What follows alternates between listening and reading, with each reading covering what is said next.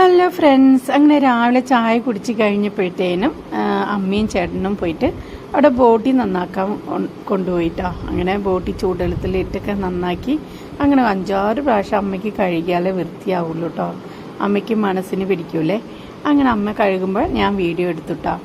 അപ്പം അങ്ങനെ ഈ വീഡിയോ എടുക്കാനും പറ്റി. അപ്പം അങ്ങനെ അമ്മ കഴുകി.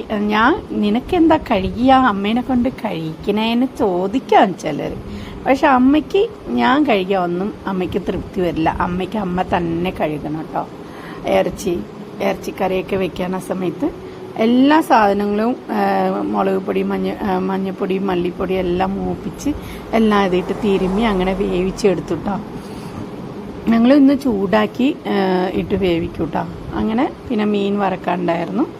അപ്പോൾ ഇത്രയേ ഉള്ളൂ ഇന്നത്തെ വീഡിയോ. അപ്പോൾ ഗൈസ്, എല്ലാവരും എൻ്റെ വീഡിയോ കണ്ട് സപ്പോർട്ട് ചെയ്യാൻ, ലൈക്ക് ചെയ്യാൻ, കമൻറ്റ് ചെയ്യാൻ മറക്കരുത്. ഞാൻ ലൈവ് ഇടുന്നില്ല. അപ്പം നിങ്ങളെല്ലാവരും എൻ്റെ വീഡിയോ കണ്ട് സപ്പോർട്ട് ചെയ്യണം കേട്ടോ. അപ്പോൾ എൻ്റെ വീഡിയോ കാണുന്നവരുടെ എല്ലാവരുടെയും വീഡിയോ ഞാൻ തിരിച്ച് സപ്പോർട്ട് ചെയ്യുന്നതായിരിക്കും. അപ്പോൾ ഓക്കെ, ബായ്. ഇന്നത്തെ വിശേഷം ഇത്രയേ ഉള്ളൂ. അപ്പോൾ അമ്മയുടെ ബോട്ടി ഇറച്ചി കുക്കിങ് നമുക്ക് കാണാം കേട്ടോ.